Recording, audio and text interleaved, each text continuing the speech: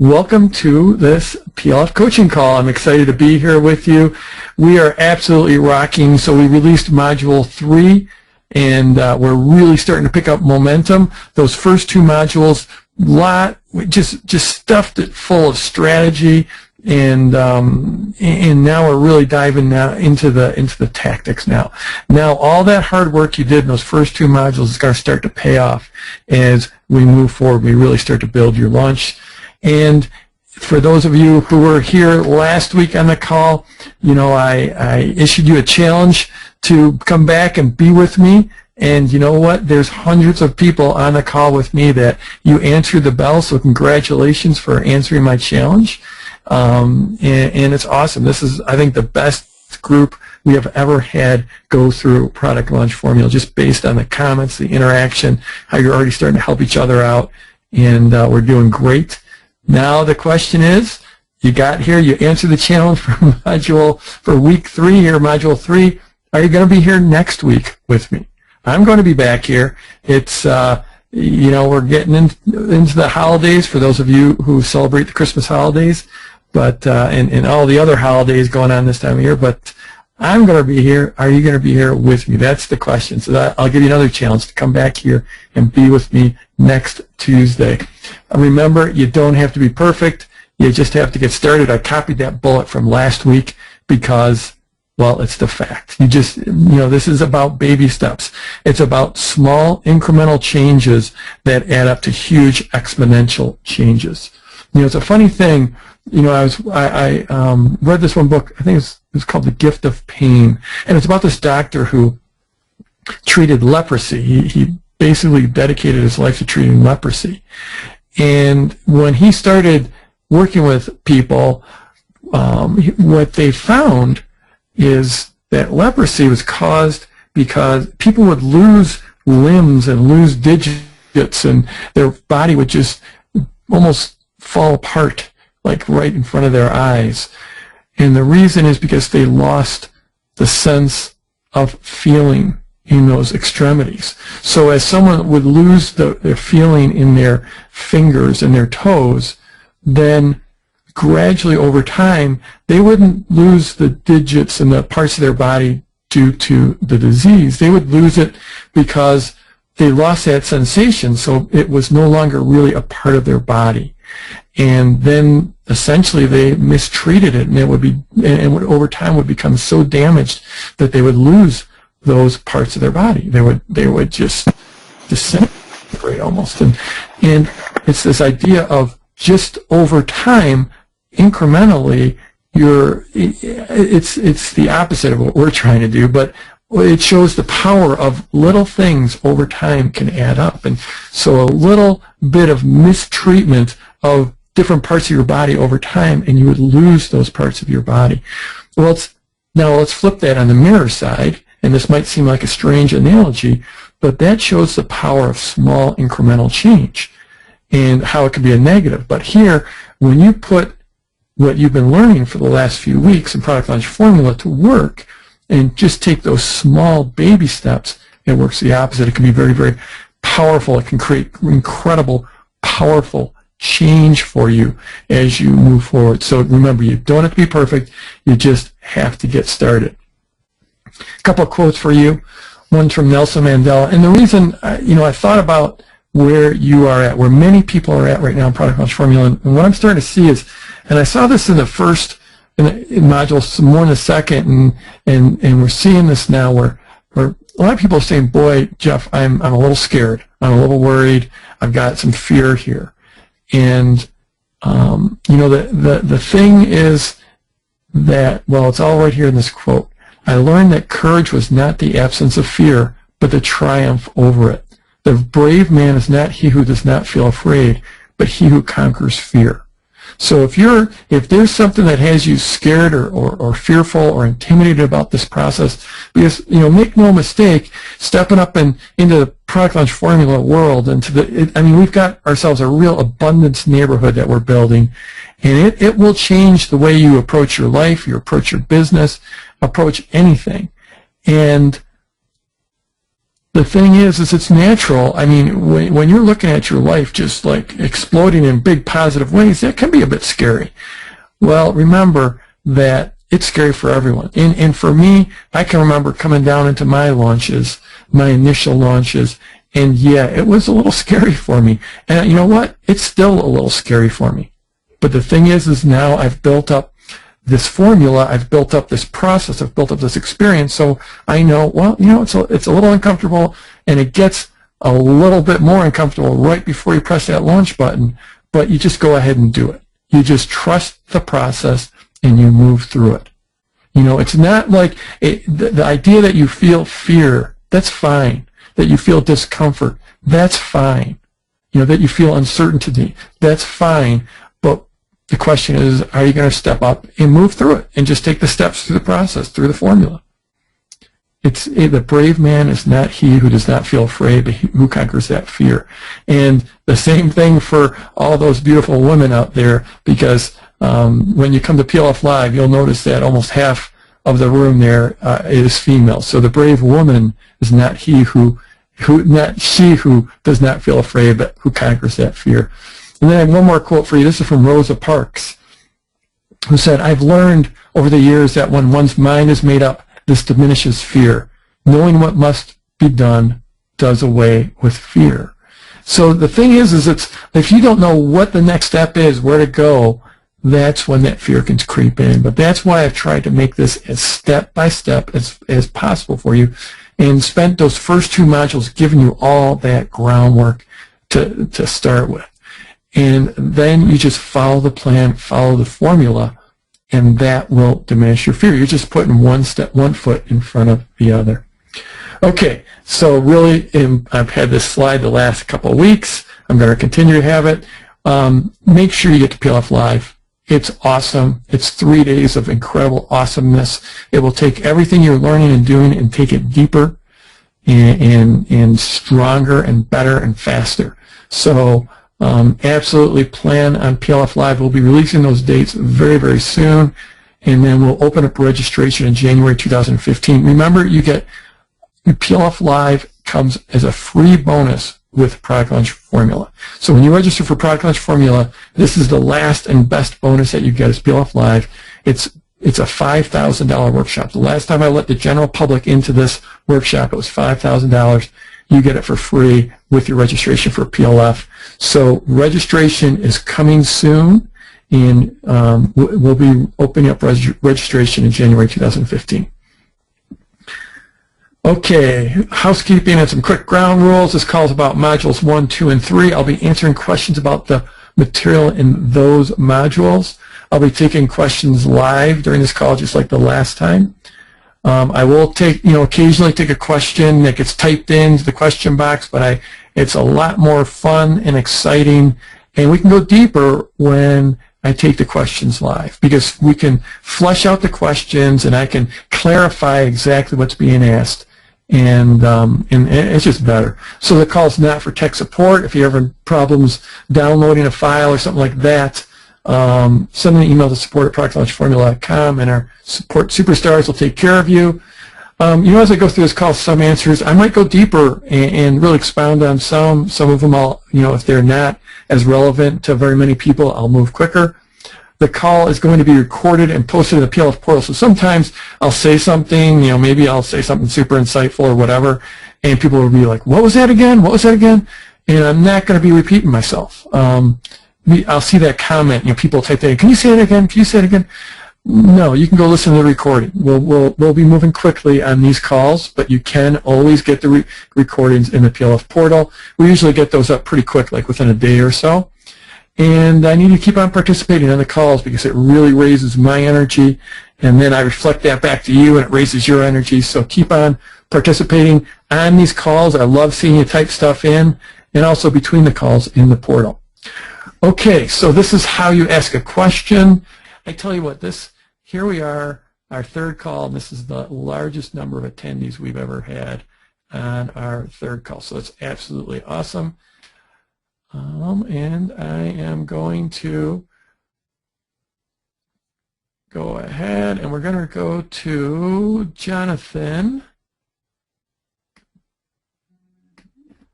Hey, Jonathan. Hey, Jeff. How you doing? I'm doing great.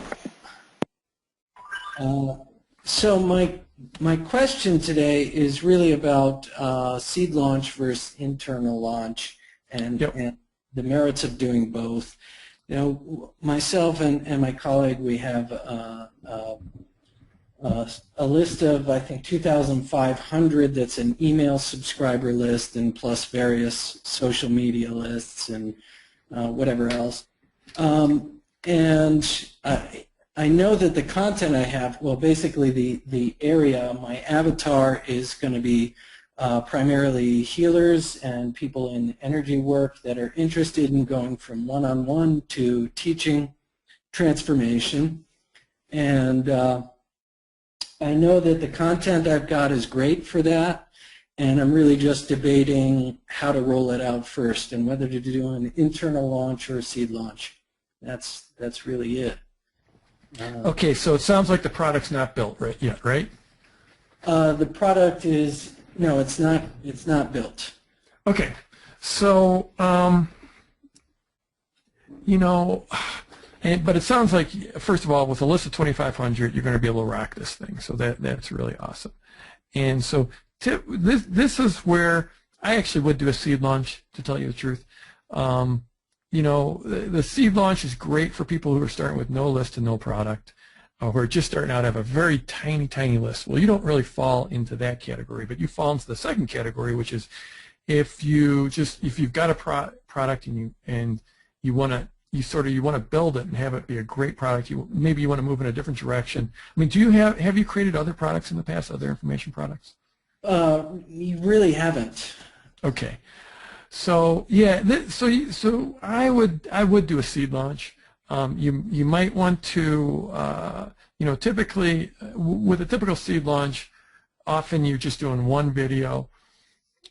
You could do it more of an internal style where you do the 3 videos, but then you end up delivering it the way you deliver a seed launch product, if that makes sense. In which case it would be a bit of a hybrid. But I would, if I were you, I would do a seed launch here because it's going to help you create a great product. You're probably, you know, instead of, you know, our typical target is that you maybe get 30 to 60 people in your seed launch. You know, you're probably going to do better than that given the size of your list, and you've got 2,500 plus social. So I would go with that seed launch since you haven't built a product before. That will give you, you know, it will just help you hit the mark better because the seed launch is the product that you create with that, doing a series of teleseminars and webinars, is just a lot more interactive. And you're able to, you know, you do a series of 5 calls or promise 5 calls, end up doing a few more calls. They could be webinars or teleseminars, but then you're just tuning it to exactly what the market wants because each step of the way you're getting feedback. And frankly, it's not unlike, you know, this call that we're doing right now. You know, you're able to feedback exactly what the market needs, what your people need, what they want. Great, great. So then where I'm going in the big picture is towards a coaching program that would be like a year-long, something along those lines, mostly done by webinar with event. But so start with the seed launch, develop the content, and then do an internal launch after that. Absolutely, absolutely. Awesome. Yep, and I'll tell you, like, the one thing, just I know a little bit about your market, not because I serve that market directly, but because a lot of my students are in that market. Yes. And also I have people in my Platinum program who are not only in that market, but they also teach that market, similar to, like, I mean, you're basically going to be teaching them how to build their business. And I'll tell you, one of the things you're going to, and you probably already know this, but one of the things you're going to have to address is there are some people in that market that have this feeling that, you know, making money is wrong or evil or bad, or they should feel guilty if they're making more money. And one of the things, by helping them sort of increase their leverage and uncouple their time from their income, they will be able to make more money. They'll also be able to make a bigger impact. But you will. One of the objections from some of those people will likely be that, you know, they just don't feel good about making a lot more money. Does that resonate at all? Does that? Yeah, I know that's certainly the case for a lot of people. So Yeah. Yep. So you're going to have to, you're going to have to answer that objection in your pre-launch, and one of the ways you answer the objection is you just talk about how they can help more people and make a bigger impact. yeah, there's no doubt that there's a lot of things that can be done in a group that can't be done individually, and so Yep. that's it. Great. Great. Thank you. Okay. Thanks. Yep. Thank you, Jonathan. Okay, now we're going to go to Karen. Hello, Karen. Karen, you're on. If you've muted yourself, you need to unmute yourself. Karen, I can't hear you. Oh. Going once. That was my cell phone going off in the background. Silly me, I forgot to mute my cell phone. Okay. Sorry, Karen, we couldn't get you. We're muting Karen, and we're going to go on to Kristen. Hey, Kristen. Hi, How you doing?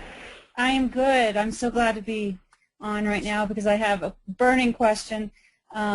I went ahead and got Aweber and Lead Pages last week, and been trying to build the squeeze page and going through all the process of that.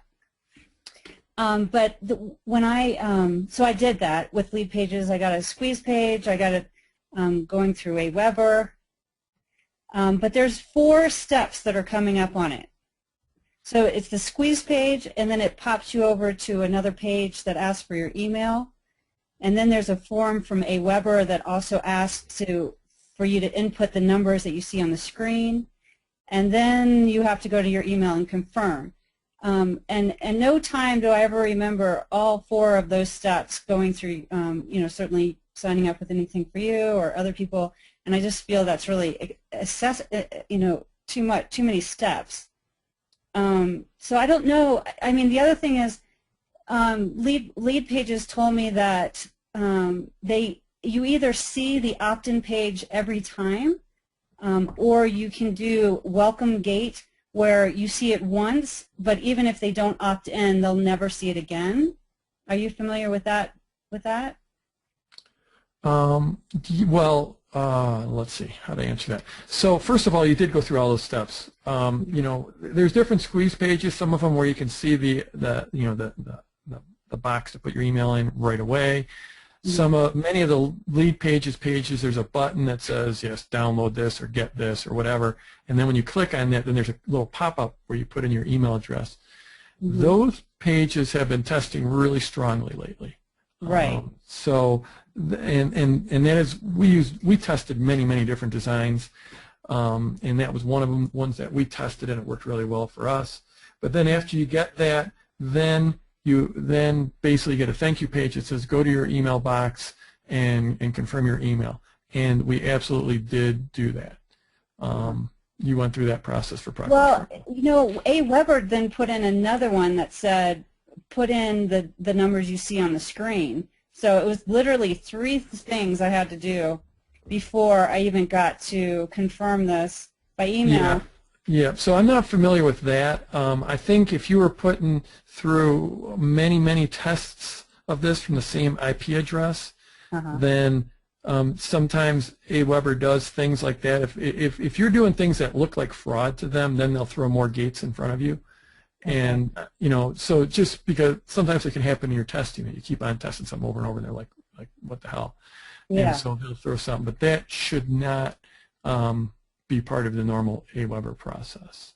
So how do you do all these tests when you don't have 1,000 email addresses to put in there? Let's see. One way to do it is if you use it like a Gmail account.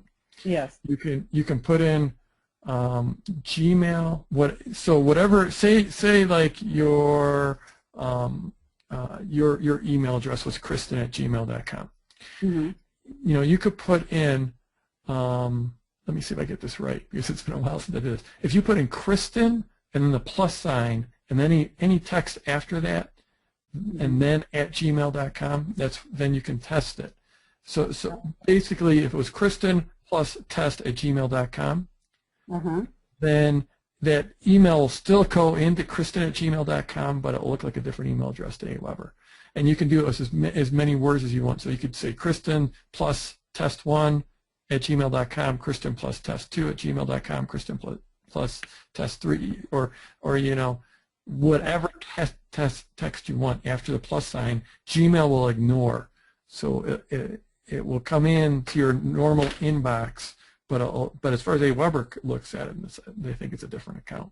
Okay, great. Thank you for that. I have one more follow-up. So I called, or I talked to Lead Pages, and they said your squeeze page is going to show up every time unless you use this thing called Welcome Gate, in which case you just go once, and even if they don't opt in, they'll never see it come again. Are you familiar? I mean, okay, so I'm not, I haven't gone through the Lead Pages tech stuff lately myself. It's, but the way though that the Welcome Gate or there's a lot of different names for that technology, but generally I think either they explained it incorrectly or you misunderstood it. But basically, until you opt in the first time, then you're going to see that you're going to see the squeeze page, and after you opt in, then you're not going to see the squeeze page, and you go straight to the content. Okay, that was what I was going for. Yeah, that's the way it should work. Okay. So I'll keep at it. This has been my mission in the last. So, all right. Thank you very much. Yeah. You're welcome. You're welcome. And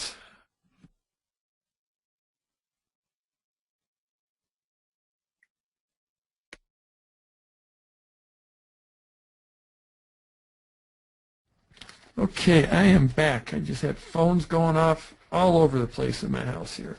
Okay, let's see. We got to go back in here and mute Kristen.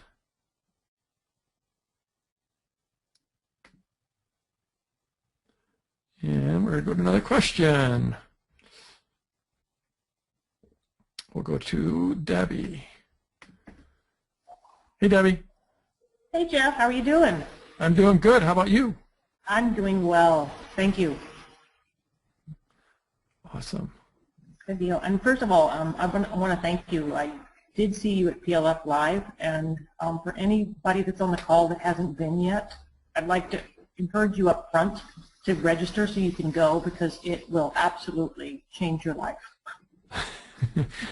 Thanks for saying that, Debbie. You know, the thing is like I work, the thing I try to sell harder than anything in my entire business is to get people to come to PLF Live, and I don't, you know, I don't get any money from it. You know, it's free for anyone who bought the course, and so, but it's just, I love the event, and it's so much fun, and we get so much work done, and it's so gratifying to see so many people just making such incredible progress there. So I work really hard to sell it.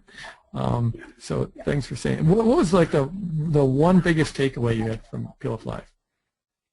The biggest takeaway? Wow. Or just one cool one. Just anyone. Doesn't have to be the biggest. I would say that the coolest takeaway that I got out of the entire event was wanting to pattern myself after your thought process in the fact that your authentic heart and your genuineness to help every one of us that was in the room was clear the first day and clear until the very close. And if all of us, no matter what our field is, if we can do that in our particular niche, just think of the legacy that we can all leave. That's awesome. That's great. And that's what I want to get. And that's coming from a finance geek just like you. So that's even more important, right? Right. It is. It is. Yeah. That's fantastic. It is. So anyway, if I just have a couple of quick questions for you, because obviously I'm a finance person, I'm a CPA, and my field is financial and regulatory compliance, which is not necessarily an easy field. But what we've been working on is we've been doing a newsletter and sending out to, increase our subscriber list. I just did a survey about 2 weeks ago and got some really good feedback from the members about what their needs are. So next week we're actually going to do my first live training. As you said, I'm going to be one of those brave women and I'm going to go do this. And from there, my question is, I think where we're supposed to go next is to go into a seed launch so I can continue to build the list. So does that seem like the logical place to go next? I mean, we've got just under 100 subscribers right now. And if so, my question is to do the, I'll do the seed launch, and I'm thinking a series of like 3 short training videos. Then from there, first of all, can we charge for the seed launch, or is that something I should do for free? And then how long should we wait from that seed launch until we go into something a little bigger that would hopefully get them to move over to the membership site and into the bigger product? Okay, so seed launch, yes, you absolutely can and should charge for it. The only time you don't want to charge for it is if you just can't fill it up. And by fill it up, I mean, I like to get 30 people in minimum, hopefully 60 in. So I mean, if you're working with a list of 100, you're probably going to, even pushing 30 is going to be difficult because it's a 30% conversion. Right. Depending on where they came from and how warm they are. Yeah, well, these are actual, real people that are very interested in this very narrow niche. Yeah, so you might hit that kind of number. Like when I first did this with that first product launch workshop way back in 2005 and early 2005 when I first taught this stuff, I did the seed launch and I only sold 6 of them. And I sold them for a lot of money. But so then what I did is I just comped in a bunch of friends so that I was able to get up to that. We probably had about 40 people going through it then. So that's one way. I would absolutely sell it. You should absolutely sell it. And then if you don't get the numbers, then if you have friends, if you have some people that that might be on your list but didn't buy but you're particularly close to, you can reach out to them and say, hey, how about if I comp you? You always want to try to maintain perceived value, so you always want to have a reason why you're going to comp someone in. But that's what I would do. I would absolutely try to sell it first and see how many you can get in. And then if you go, actually, you look through that, the one case study that we released with Tara Marino, she sold 5 or 6 of them, and then she just did the program with only 5 or 6 of them, but there were 5 or 6 that were really interested, so it was a great program. The reason I say 30 is that, the reason the seed launch works is because it's interactive. But the thing is if you do 5 calls, by the time you get to the 5th call, there's always some drop-off. People will attend the first call, the second call, but by the time the 5th call comes around, not all 30 of them are going to be there. So if you sell 30, then maybe by the 5th call, you still got 10 of them with you, and you're still getting good interaction. Gotcha. That's the reason for the numbers. Yeah, makes sense. In terms of the timing, let's just say you're going to you promise 5 calls, and you could do them like 2 a week, but I typically like to do like 1 a week. It's a lot easier to prep for them if it's 1 a week.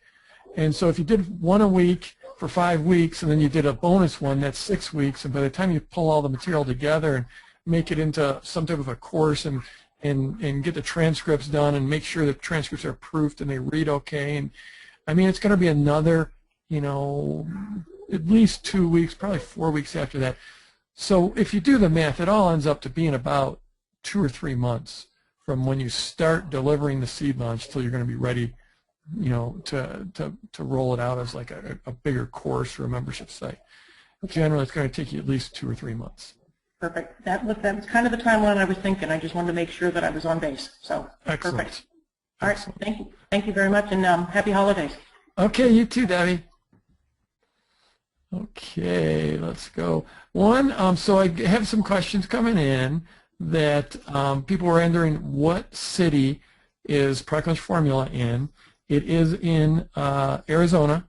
It's in Scottsdale, Arizona. You would fly into Phoenix. There are always going to be people that say, you know, I can't travel, I live far away.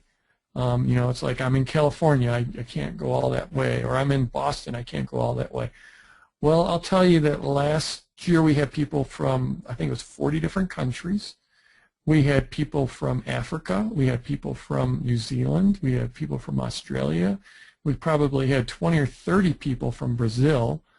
We had, you know, at least a dozen or more from Australia. So I guarantee you, you're probably not coming, no matter where you're coming from, there are people that came from further away. You know, it's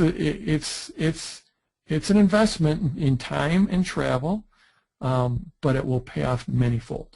Also, we have a few people that have mastered the art of cut and paste, and so what they've done is they've typed in a question and they keep on pasting that question into the box over and over and over and over again. And that's one way to guarantee I will not answer your question, because that's just being a pest and being irritating. So if you figure out how to cut and paste and you keep on pasting in the exact same question over and over and over, don't do that. It's irritating. Okay, so now we're going to go on to the next question here. And this one, we're going to go to Dave. Hey, Dave. Hi, Jeff. How you doing? Good. How are you? Very, very well, my friend. Very well. Really happy to be speaking with you. Yeah. So you're calling from Australia? Yeah, from Melbourne. It's awesome. just before 9 a.m. here. So yeah, we timed this, so it's early morning for you guys. It's late at night for Europe, and it's midday for the U.S. And everyone else, we hope they can fit in around the cracks. But we have a lot of PLF owners in Australia, and a lot of them come out to PLF Live. yeah, no, I'm excited to find out when the dates are, because that's something that I think I'm going to make that a priority to make the trip. So nice. Yeah, cool. And thank you for throwing that in. I appreciate that, because I feel like that it'll be great to get involved with the community. So. Yeah, it's fantastic stuff. Yep. Okay, what do you got for me? Cool. So, my business is in helping other business owners, and especially coaches in the self-help and kind of leadership space, to write and publish their own book. And how I do that is I take them up to Queensland, up to a tropical island off the coast, and we lock them in paradise for a week. And at the end of the week, they come out with their book. And that sounds awesome. It is pretty cool, actually. It was my dream to do my work from paradise, and then one thing led to another, and I was like, well, this is how I'm going to help people in paradise. So I've already run one program in August of this year, and it was a massive success. And I've got 4 retreats scheduled for next year, the first of which is in the first week of February, starting February 2nd. And I've already sold, basically I've got 6 spaces at each retreat. I've already sold 4 of them for February. And my question is, one, it's a 2-part question. First part, what type of launch would you recommend that I do for February and for the ones later in the year? And secondly, when should I start that launch, given the holidays are coming up and you know, things like that? People are getting busy and stuff like that. So right. And are your clients primarily in Australia, or are they all over the world? At the moment, the book writers are in Australia. Okay. So I mean, I have found that generally, like the sweet spot for promoting an event really is around that 6-week mark. You know, it's always like start earlier is better, but then you end up selling most of your stuff in like that 6 weeks to 4 weeks out spot. So that puts you right at, you know, starting like next week, and yes, and then, you know, and so that's a little awkward with the holidays. But how many of those 6 spots do you have sold? Well, I've sold 4, so really I've only got 2 to go. So I was kind of thinking maybe quick launch. Yeah, absolutely. This is man, this is a couple posts to social media. It's like, and probably then some emails that go to that, or a video that pushes to that. And the theme's got to be, you know you've got that book in you, but is 2015 going to be the year that you finally get it written? So this time of year, everyone's thinking, everyone's doing their year-end reflection. They're looking forward to the next year, and so I mean, I would think that theme is always going to work for you. Is you've got that book in you. Isn't it time for you to get it out? But this time, if you take that theme and tie it into tie it into 2015, and I would think, I would just start writing about that. If you've got a blog, if you start writing about 2015, if you start posting about 2015, what do you have coming up? And then, oh, by the way, I've only got 2 spots left, and I think you're going to fill those pretty quick. Yeah, awesome. Yeah. Awesome. Yeah, that's what I was thinking. And I've got, because I do have some resources at my disposal. Like on my own Facebook, I've got probably 500 to 600 people in the target space, and I've got a list of 40 very, very warm prospects, and a list of probably another 150 business owners who are kind of in the space, and potentials as well. Yeah. When's your next event after February 2nd? It's the one after that is last week of May, so like May 24. And that'll be 6 spots as well, right? Yeah, correct. Yeah. Yeah. So yeah. Okay. I was almost thinking you could almost do the launch for that one, and then say, oh, by the way, that's a bad thought. The thought I had was almost like do a launch for the May event, and oh, by the way, I actually have 1 or 2 spots available in February if you want a quick start. But as I think through that, I don't like that nearly as much as just start focus. Start posting to Facebook and blogging and whatever else you do, and start talking about 2015. And I mean, I think the theme is, I mean, it's almost like if you just put out a post that says, "Are you still thinking about writing a book?" And then, as simple as that. Yeah, yeah. That's like my friend Dean Jackson of I Love Marketing. He does that kind of stuff all the time. And are you still thinking about writing a book? And if you are, send me an email here, and then even engage in a one-on-one. I imagine this is a fairly high-priced thing because you're taking them to Paradise and you only have 6 spots. But like this is, if you engage someone in a one-on-one conversation with that type of an email or a post, then I think you're going to fill those spots real quick.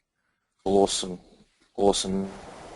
No, that's great advice. So just to clarify, for the retreats later in the year, are you suggesting, like, for example, it's I think the 24th of May, I do the next one. Are you suggesting run the launch,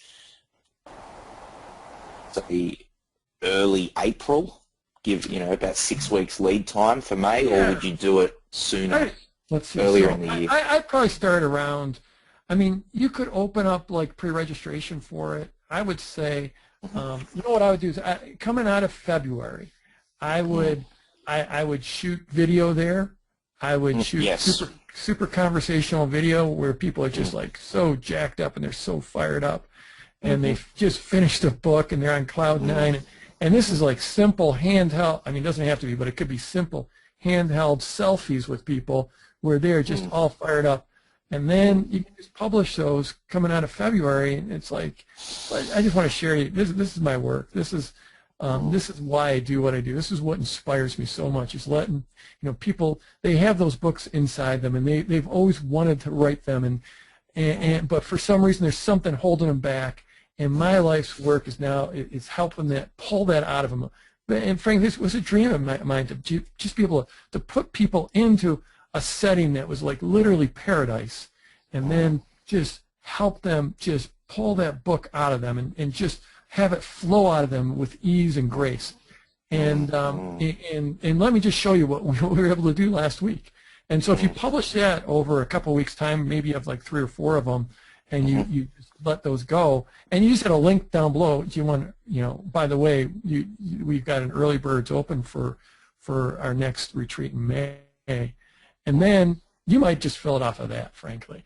But then I would say once you get into like that, let's see, so early mid-April, then start rolling out a launch for there if you have any spots still available. So you're almost suggesting that it would not be a case of like, because I know how in like, I guess more of an online product sense, you're like, right, the cart's open and it's open for a week and that's it. Right. You're suggesting that would not necessarily be the case for me, because I'd probably fill it off the pre-rego. Yeah, it's not, it's sort of like not my job to be sitting here telling people not to do lunches. I hear you. Yep. But the reality is you'll be using all the tactics and all the tools that I coach, but you'll just be doing them. I think if you come, 6 spots is not very many spots. If you're fulfilling this promise of taking people to paradise and having them walk out of it with a book, that's it's inherently not a hard sale. And so if you just start, I would say focus on coming out of February with some really great, call them testimonials or case studies or just shares out of it, that you can walk out of that and you start sharing that, and I think you're going to fill this thing. And if in the end you come down to, hey, we're going to officially open registration on April 15th. The only problem is we've only got 2 spots. So since you're probably not going to be able to get one of those 2 spots, I'm just going to share some of the type of work we do so that you can try to replicate it at home. And then you're just going to sell the other couple spots so quick. Perfect. Yeah. Perfect. No, I love that approach, and that sits well with me. So yeah, cool. Excellent. Awesome. No, thank you, Jeff. Much appreciated. You're welcome. Thank you. Cheers. Yeah. Bye-bye, Dave. Bye. Okay, we're going to go to Angela. Hey, Angela. Hi, Jeff. How are you? I'm doing good. How about you? I'm doing good. I'm a little bit nervous, and I definitely am up against a financial deadline. I've got to go ahead and make money probably by March or April. Okay. And I have got only a personal list of people. It's about 150 to 200 people, and that's all that I have. Mm-hmm. And I am finishing up, I finished up my master's in executive leadership. I've opened up several businesses of my own, and I'm now getting my PhD in industrial organizational psychology. Mm-hmm. So what I'm trying to do is get into the, I basically 2 avatars that I'm going towards. One is people who are in the corporate world and moving them individually forward, and then also for small and medium-sized organizations, helping them get to move themselves and their businesses forward. Mm-hmm. So that's what I'm doing. So I probably have a few people on my list that I know who are in those worlds, but I don't have that many. So I was thinking, one, of sending a personal letter and saying, this is what I'm trying to do. Do you know anybody in your circle of influence that you can direct towards me? But then also go ahead and start a seed launch. Do you have any other ideas for me to possibly do? Yeah. So first of all, so when you say, so the first avatar is people that are in the corporate world that want to improve their career. Correct. And the second one is business owners. Now, what's the size of those businesses? I mean, I could go down as low as a solopreneur, but I would love to most definitely focus more on the small business that's going into a medium-sized business structure. Yeah, okay, so small businesses, some people consider that like, 50 person to 100 person, and some people consider it like 1 to 5 people. So could you just be a little more granular on that for me? Oh, sure. Definitely in that 150 to 200 range and Okay. getting larger. Okay, so that so that's like more like a traditional definition of small business. Okay, so I don't know how to reach those people, but my gut feel I would poke around Facebook and see if there are groups where those people hang out. It might be a long shot, but if there is, then you just found your avatar. In the same thing, like where do the first avatar, the corporate people that want to get ahead, we just pick up a lot of noise there. I don't know how to reach either of those groups. But what I would be doing is first of all, I love the personal letter. I love trying to leverage the assets you've got. It's awesome. But then I would just be like, where do these people hang out? And if they hang out on Facebook, that's awesome, because then you can target them. You can join those groups, you can post in those groups, and you can advertise to those groups. So that's what I'd be looking at. And then if you could just get, it sounds like your personal list is going to get you limited leverage because they're mostly, let's say 95% not your avatar. So you have to find out where is your avatar and how can you reach them. And I would start with Facebook. Okay. Yeah, look for groups of those people. Okay, I will look around. Thank you. You're welcome, Angela.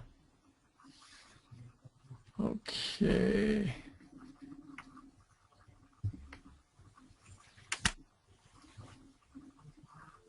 And Mark, I know you're in the background working your magic. If you can just mute each person after I get off the question with them, that'd be awesome.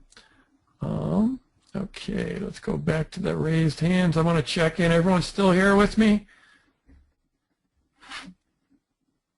Oh, here, let's see. Gene Zimmerman just suggested Angela look at LinkedIn. Thanks for that, Gene. I just spaced it out. Yeah, LinkedIn I would think would be a good place for that. And Sonia Ramsey had the same suggestion. So yeah, definitely, I love that. That's why I need you folks.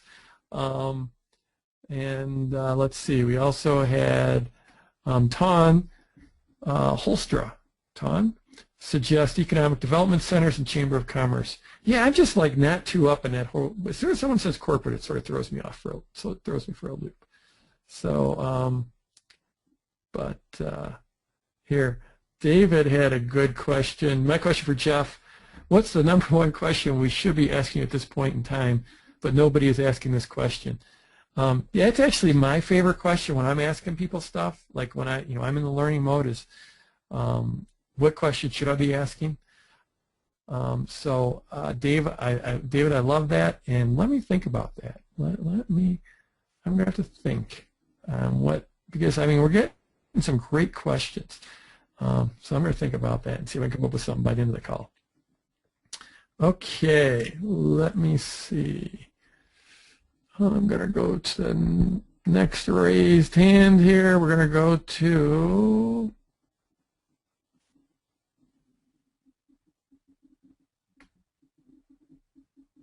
here we go. We're going to go to Gwen. Hey, Gwen.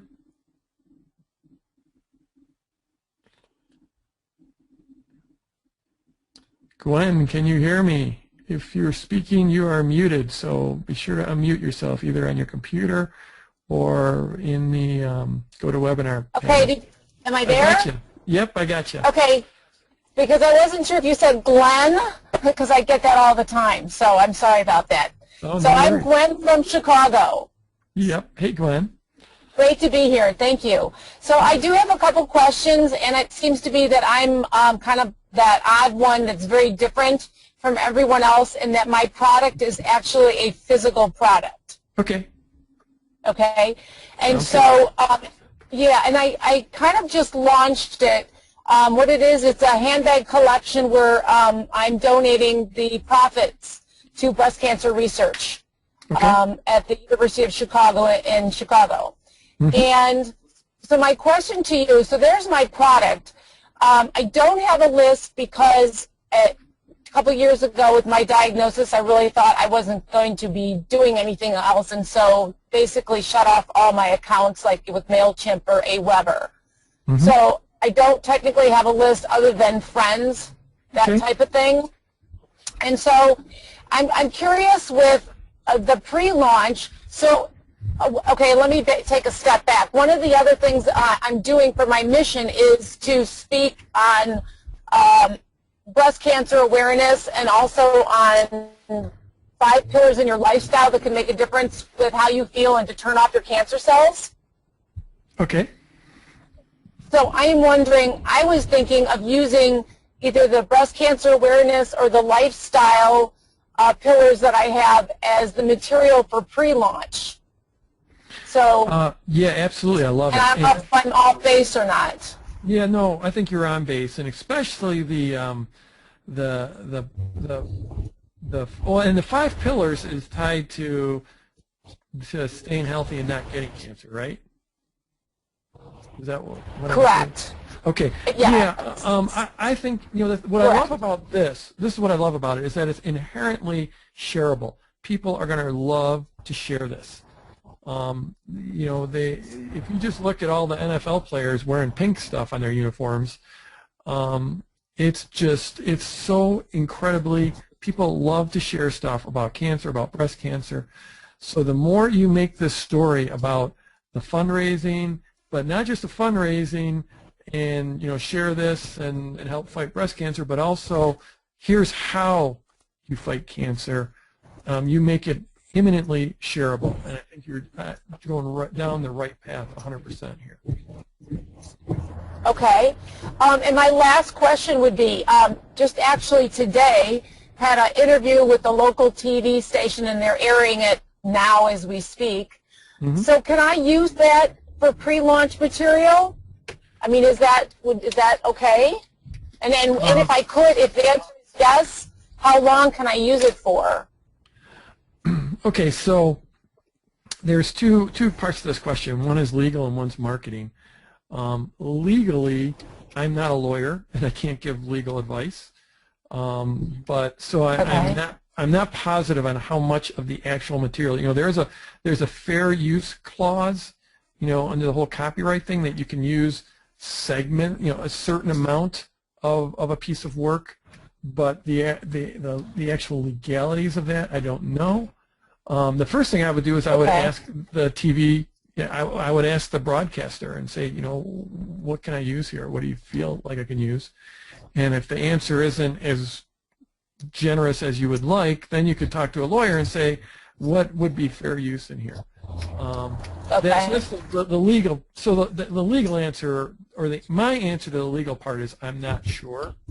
But the answer to the marketing, on the marketing side is yes, absolutely. This is great. It'd be fantastic to use and to reuse.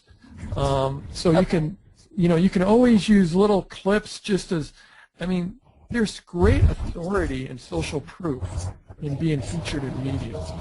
So, and Gwen, I'm just going to go ahead. I'm picking up a bunch of noise from you, so I think I want to mute your line here if I can, or Mark, if you can figure that out. But yeah, I would absolutely use it. You know, you could center one piece of pre-launch. That could be the anchor to one piece of pre-launch content, but it could also something that you reprise in other pieces of pre-launch content. Even if you just show a photo of you being interviewed on TV, that's incredibly powerful social proof and incredibly powerful authority, and I would absolutely go ahead and use that. So since we, I hope that helped, Gwen, we're going to move on since we pick up a lot of noise there. I am going to go to Alan. Hey, Alan. Hey, Jeff. How you doing? I'm fine, thanks. Thanks for taking my call. You're welcome. I'm a newbie, very new. Welcome. Thank you. Thank you very much. I've had,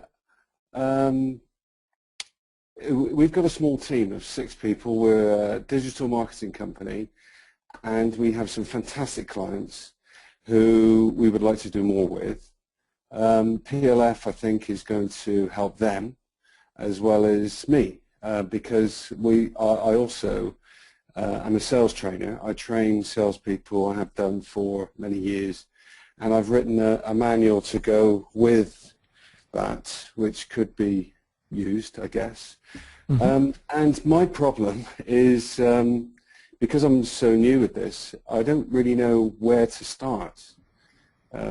Should I focus on, because, well, for instance, one of my clients is, they have online trading, and they're authentic, they're really good people. I know there aren't such good people about in that industry, but these guys are good, and they give some fantastic advice. And they're not tech savvy, so that could be a fantastic, PLF could work really well for them. Absolutely. And I've got other clients as well, and or should I boost me with the sales training? And it's because I'm sorry for keep talking, but I know that focus is really important, so I need to focus on one thing, and that's where I'm stuck. Right. So, so it sounds like the question is: do you roll this out for clients, or do you roll it, or do you use it to roll out your sales training as an information product? Yes. Okay, and that's one of those that I just can't possibly answer, because it's going to come down to you, right? What's inside you and where do you want to go? So I would look at it. So whenever I look at this kind of decision, I personally I run it through a bunch of filters. And so one of the filters, anytime I'm looking, because I have the deal flow I have is pretty extreme. I could just be doing one deal after another, one product after another. And so some of the things I look at it is like, am I going to enjoy this? Is it going to be fun? Am I going to learn anything? I love to learn. I'm a big learner. That's one of my top things. So am I going to learn anything if I do this? Is it going to make me money? Is it going to be leveraged so I can put in a certain amount of effort, and that effort is going to continue to pay off? Does it have strategic value? Like, what is beyond, say, like money? What strategic value does it raise my positioning? Does it build my list? Does it fit into a longer, bigger picture for either myself or my business? So those are some of the things, and I always look at in all of those filters. So doing this for a client, it depends. If you're going to get a piece of the revenue, then and it's ongoing, then it could have long-term strategic benefits. But I mean, just going through the process and doing it for them, then just your learning could be extreme, and there it could have huge strategic byproducts in the long run. So I mean, I'd almost say, since you have a client like the trading client, and they have a product that sells, and it's a good product that you really believe in and they believe in, and that might be a great way to put this in place and really start to learn. And because it sounds like you're not so much, you're in the services business, you're not really in the selling information business. So that would be a new direction for you. And rather than maybe taking a new direction with a new process, maybe work on the process first with your client, and then work on that new direction in your business. Okay. So you know about trading. Would you can you give some advice on whether you think a trading company with good advice and a good product would be right, or with sales training maybe? But I also have another website called it's Cycle for Fun, and I have noticed that you like mountain biking, don't you? Yep, I do. Well, both mountain and road, but more mountain. Yeah, well, I'm more of a hybrid person myself, and I've just taken a bunch of 50-year-olds over the Alps. Oh, nice. Did you do Alpe d'Huez? No. We took the easiest route. Okay. We went from Munich down to Verona. Oh wow. Yeah, I just want to climb Alpe d'Huez at one point in my life. Yeah, well, yeah. What we found was that this is part of the product that I'm thinking about as well. What we found that even though we were in our 50s, we actually it was a much easier route than we thought it was going to be, and so you can, if you aim higher and higher, you can achieve more and more, and so maybe that might be another route we're going to do. That sounds great. Yeah, but the point is, I mean, there are some products that could come out of that. Like, it didn't cost us very much to do, and you can build your own personal holiday, especially for the American market, to come to the Alps and not really know what to do, languages and so on. It's much easier if you've got. It's so easy to do it on your own. It really is, and so I could, without much effort, write a book or something about that. Mm-hmm. So I'm not sure whether to. It doesn't matter whether it's a client or not, because every one of these I treat as a client. And so I was after some guidance as to which one would be the best. Let me tell you about trading. So of course, I developed all this in the investment and trading world. That's where I originally developed PLF, or what is now known as PLF, because that was the first market I was in. And I will tell you that, to my knowledge, the absolute #1 most successful PLF student / owner is in that market. And I don't think they do trading services. They more sell education around it. But they've done over $50 million in launches. So I would say unequivocally, it works. It works in that market. And I know you would take care of your clients just as well as you take care of yourself. I would either do the sales training, or that you're going to do, or that online trading. The online trading. There's another one. We have someone in Australia who does just dozens, I think, of launches in that market, hugely successful. And one of our, not one, two of our Platinum members, our Platinum Plus members, are in that market and are running 8-figure businesses in that market. So it's a wonderful market. Sales training is also always going to be a great, easy sale. So I would definitely start with one of those two before I went after something like cycling, which to me is a much more persnickety market. I've been an avid cyclist for 25 plus years, and I would rather sell in sales training or in trading. So yeah, okay. And then get yourself enough money so you can go on cycling holidays. Exactly. Okay, you've been a great help, Jeff. Thank you very much. And I'm really enjoying the course. We all are, actually. Excellent. Thanks, Alan. Yeah.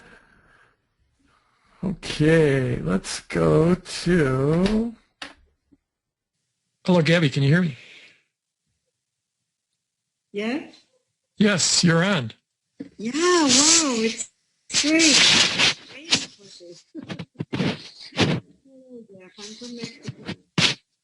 Okay, Gabby, I'm getting a lot of noise, but I'm just getting a little bit of your voice. Okay, I'm from Mexico. Do you hear me now? Yes, I got you, but there's something, I think, rubbing up against the microphone. It's making a lot of noise. Oh, God, I don't know what it is, but I'm okay, you're good there. Just don't move. Just speak loudly and you're good. Okay, great. Okay, Jeff, I want to ask you something. I just had a lunch last week, and we had a great success, Excellent. We did everything that you say, and it was amazing, the response of the people. We had more than 70 people in our webpage. 70,000 people. Oh, okay. It was amazing, the amount of people that went there. But our conversion wasn't that good, It was good. We had like $70,000. Okay. But anyway, the amounts of people and the conversation and the authority and everything was amazing. So we want to do another launch and we want to sell our ebook, but we don't know how much do we have to wait and what do we have to do in order to convert more people. Okay. So what was the price point of the launch you just did? $107. $107. Okay. And was that in dollars or was it in pesos or? You know, it was kind of a weird launch because we have an online seminar, but we also had a presence one, so it was like a combo, you know, for Mexico and then for worldwide. So it was okay. Weird. Okay, because like $107, if people are actually buying in dollars, that's an awkward price. It's not a great price. So like once you go above $97 or $99, then you could probably go all the way up to $130 or maybe even $150. That's just the way people's psychology works. It's like if someone's willing to spend more than $100, so you will lose people the minute you go over $100. Okay. And so you lost people when you went to 107, but then those people, once the people that are willing to say yes at 100, once you go over 100, are usually willing to go to at least 130 and often 150. So that's an awkward price. Now, if it was presented in pesos, it could be a totally different thing. And we get this question all the time. It's like if someone is launching in Brazilian reals, the numbers are what's important, not like what they are equivalent to in dollars. So, we had someone just do, Erica just did a huge launch in Brazil. And I think it was whatever the price was, it was like, it was around $2,000, but the number was in reals. So it was set, so it was like underneath one of those psychological breaks. So that's one thing that could help your conversions, or actually, or your conversions. If you went from 107 to 130, your conversions might slip a tiny bit in terms of percentage, but you'd make a lot more money. Or if you drop the price down below 90, say to 97 or 99, your conversions would probably go up. Wow, that's great. So that's just one thing right off the bat. Now, so first of all, congratulations on these numbers, that you got so much traffic, and $70,000 is nothing to sneeze at. It's fantastic. In terms of waiting for your next launch, would it be the same product or would it be a different product? It's a different product. We want to launch our ebook, and we don't know how long to wait for it. Yeah, I probably wouldn't wait too long. You probably, since you had so many people engaged and so much energy, what's the price point on the ebook? Well, we are not sure about that, It can be $10, $7. My husband wants to launch it for $2, so I'm not sure about that, Actually, okay. He's here. Okay, so what you're talking, hello. What you're talking about here is basically, is a downsell. And it's, I would do this immediately, frankly.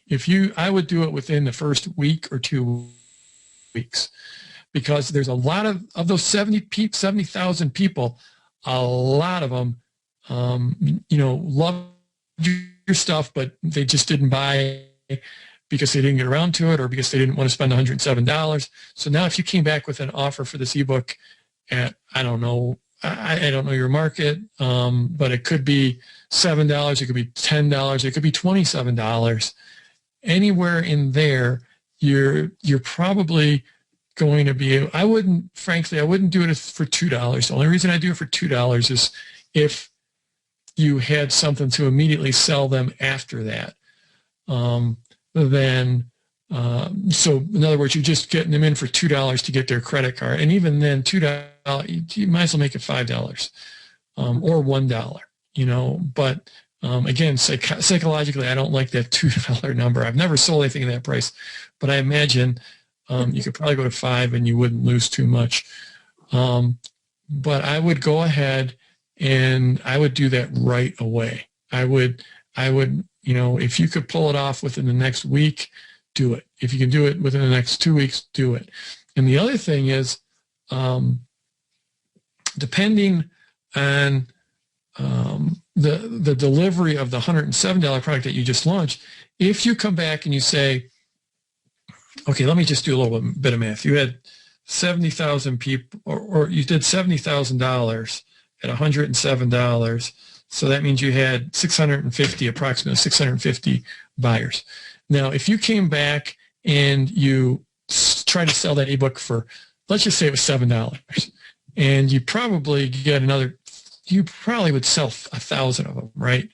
Or at least 500. You'd sell a whole bunch of them because people, if they were really engaged and they were making comments and they thought your stuff was great, then you've got a lot of people that are just waiting to give you money, but that last offer wasn't perfect for them, or they didn't think it was perfect, or whatever.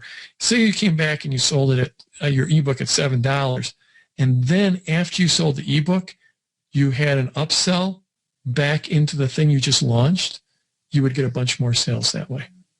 That's precisely the idea that we're thinking around. Mm-hmm. And it's because, some time ago I took a training on writing my book in a weekend and stuff like that. And they recommended doing like a 2-day, 48-hour special viral sale. If you get it now, you'll get it for $2. Yep. And during the next month, you can get it for like $7 or $8, something like that. Yep. And then it'll go up to regular price. So the whole idea is to make it explosive for 48 hours. Right. And the second objective is that we have a back-end product for the book, which is another training. And, well, the whole thing is, I learned it from one of your training modules, well, actually the videos, that when people get into the whole, buying thing, when they're in the mood for buying, it's really great to do this. So instead of coming up with an upfront sale of $100 or $150, we get them to buy something, just to register their credit card in our sales page. Right. It's going to be a lot easier to then, make the upsell, especially when they have experienced a really great book or a great product. Yeah, no, I think it's a good plan. I think, you've warmed up your list. You got them all excited with your launch.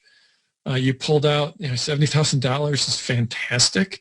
So now, but, the thing you've really done is you've gotten those people all excited about you. And I'm talking about the people that didn't buy. They're excited.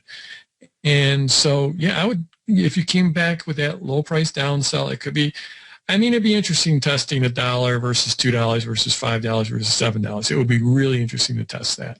But then come back with the upsell after that, and I think it'll absolutely work.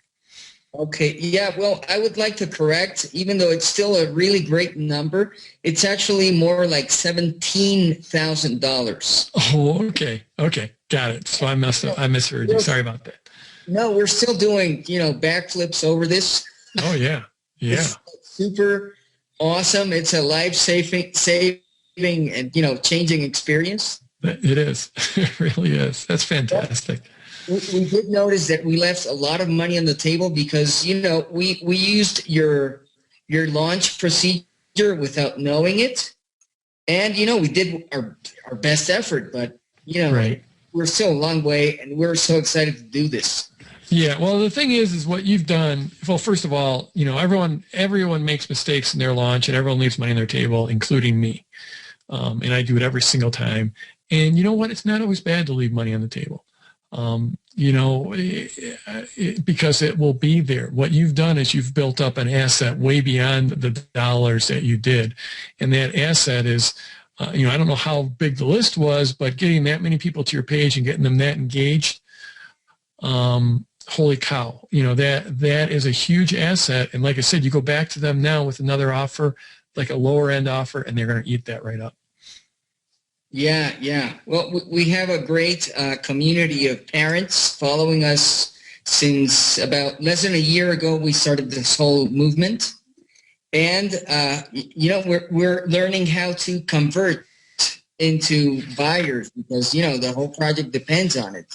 Yep, absolutely, totally. So what is your market? What are you teaching? We are into parenting skills, training parents to be better parents. That's fantastic. So our page is called Niños de Ahora. It's focused on the Latin American community, but we want to migrate into, the U.S. and the whole English market. Except, it's twice a week. We have to do everything twice. Right. Well, there's a lot of opportunity in the Spanish-speaking market, the Latin America market. I mean, so definitely get that nailed, and you can build a huge business there. And then I love that you got the long-term picture to take it to the U.S. and take it to English. But there you can build a huge business just in your market. So that's fantastic. Thank you, Jeff. You're welcome. Okay, so there you go. For anyone wondering if this works outside the U.S., and who on here was wondering that? For any of you who's wondering whether this works for products that aren't about making money, anyone willing to admit to either one of those? Because I know there's a lot of people out there. Maybe you're just wondering, and there you have it. The parenting skills. This will launch in Mexico, in the Spanish market. It was not perfectly done. Their pricing could have been, like I said, I'm not in love with $107, but that just shows you what can be done. Yeah, it's awesome. It's awesome. So, Gabby, and I'm sorry I didn't get your husband's name, but thank you so much. Appreciate you sharing. And you did some great things, and the benefits you're going to have from that launch will go way, way, way beyond that $17,000. So congratulations. Okay, we've got about 11 minutes left. We're going to go to Helen. Hello, Helen. Helen, you are on. Okay. Didn't get anything from Helen. We're going to go to, let's see, we're going to go to Daniel. Hey, Daniel. Daniel, you are live. If you're muted yourself, unmute yourself. Daniel.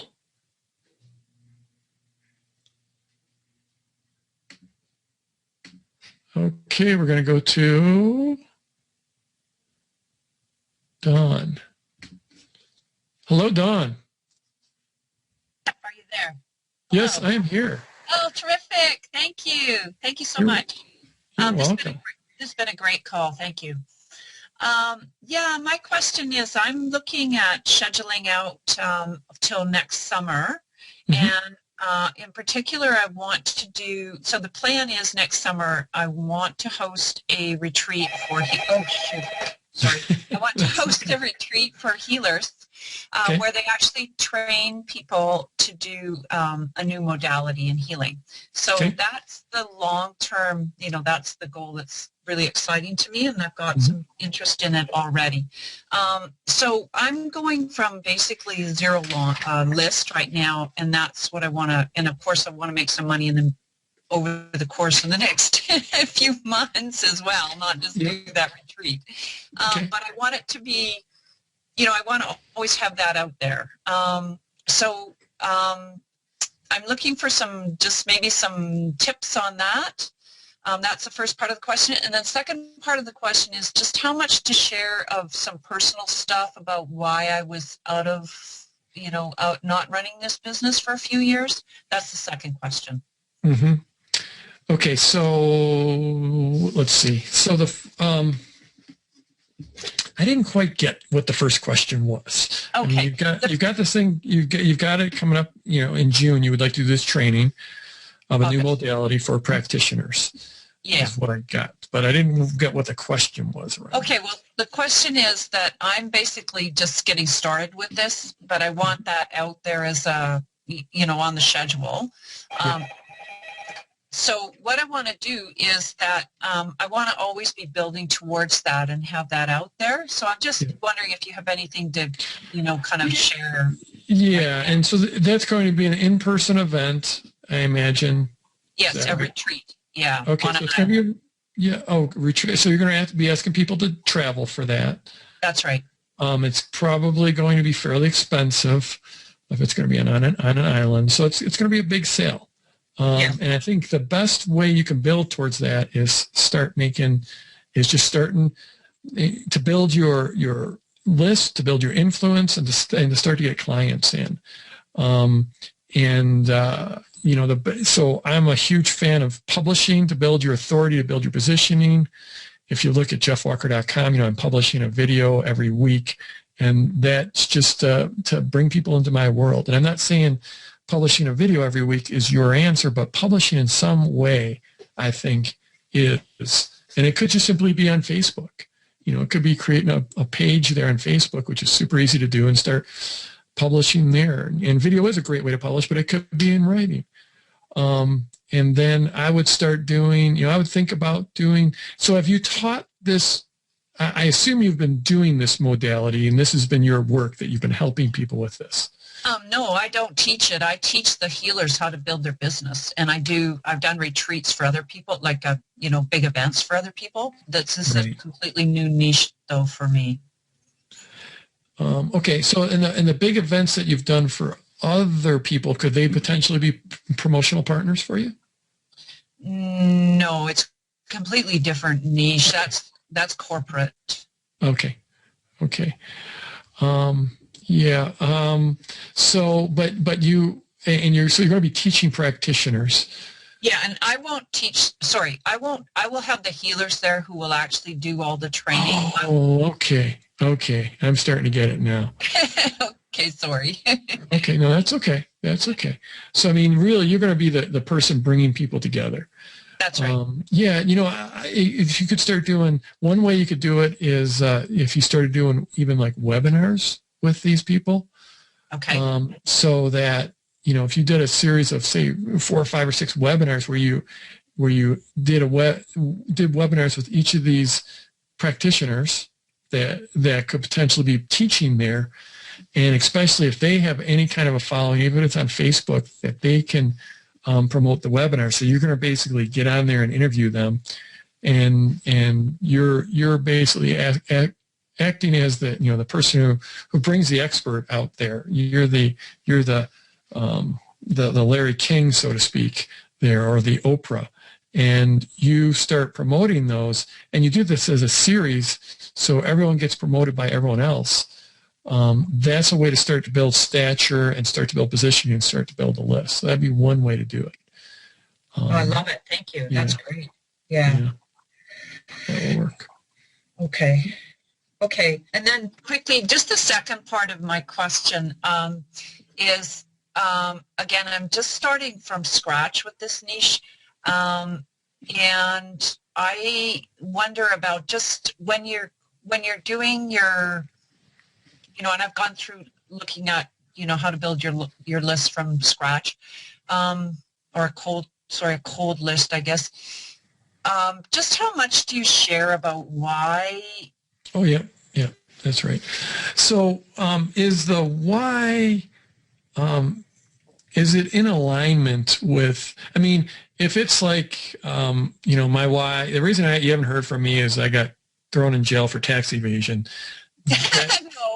No. That's probably not a good one to share. But in many cases, or most cases, I think it is a good thing to share.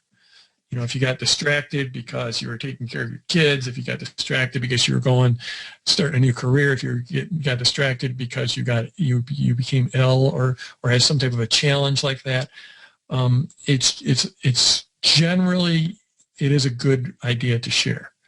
Mm-hmm. Especially if you can sort of twist it around into, like, you got to think of your clients or your prospects, sort of their hero's journey. What is their life about? What are they aspiring to? What are they moving towards? What do they want to move towards? And if somehow you can take whatever it was that knocked you off course and tie it in alignment with what their hero's journey is, then it can be really, really powerful. Okay. Okay, terrific. Yeah, I think, well, and it is the reason why I'm interested in this niche, is because I've found so much help for our family and myself through holistic healers. So that's the reason I'm drawn to them. So perfect. Absolutely perfect. Yeah, okay. That is absolutely perfect. Then you do share that story. Okay, terrific. Okay, thank you very much. You're welcome. This is great. Okay, we're going to fit one more quick one in here. We'll go to Elliot. Hi, Jeff. Can you hear? I can hear you. How are you doing? Oh, great. Thank you very much for taking the call. I'd like to talk about the Hyperseed launch or ask a question about it. Yep. I'm concerned how you approach an expert when you have no credentials, you have no list, you don't have a website per se, you might have a landing page or something. How do you convince them to the idea of a series? I mean, you have a great idea and you try and be very enthusiastic about that. Yep. But that seems like a really hard sell to me. Right. Well, it depends on what market you're in and who the expert is. So like if someone wanted to do a series on internet marketing and they wanted to come to me and interview me, I get asked to be interviewed, I don't know, a dozen times a month, and it'd be a lot more if I actually did some and people saw me being interviewed. So this market, teaching people how to build online businesses, it's done a lot. So getting a true leader to show up is really, really hard. Now, if it's a different market, say it's like we just had with Dawn, and it's about holistic healing with sound therapy, that expert probably isn't being asked to be interviewed very much. And in many markets, experts would they're dying for more exposure. There's just, if you go and look on Amazon and type in any topic, there's dozens and dozens of books, and 95% of those books sell one copy a month, and those people are dying for any publicity you can give them. So if you just tell them, hey, I'm doing this series, I'm going to be interviewing all these different experts, and we're going to be promoting this widely in our market, and they will just take you at face value, and they will generally say yes. So it really depends on what the market is. Okay. So if it's enough of a niche market where they don't have tons of exposure, you have a much better chance of getting them, even if they are PhDs or medical doctors or whatever in their field. Yeah, there's a lot of PhDs that are washing dishes. Okay. There really are. And there are tons and tons of the thing you can say about 98% of published authors is they are desperate to sell another book, because most books don't sell, especially, a few months after they come out. Right. And so they're just, there's a difference between someone who's an expert and someone who is an in-demand expert who's getting paid to be an expert. And most experts are not there. And it's just far easier than you would think. And there's a lot of them. There are a lot of them. And, that you could actually, most experts, if you just offer them, $50 or $100 for an hour of their time, in most markets, they're going to be happy to say yes. So if nothing, that could be your fallback position, to actually pay them to be on the phone. Okay. But second part. Okay, go on. Sorry. The second part of that was sort of, you're going to try and sell this product, this series, or the output from the series to them. Are these experts not going to feel that you've taken them in some way, even if you're offering to share it? Or generally, there's a lot of different ways these deals can work. And so, you're not trying to sell it to them. Obviously, you would give them, they get a copy of the recording. They get to use the recording in any way they want.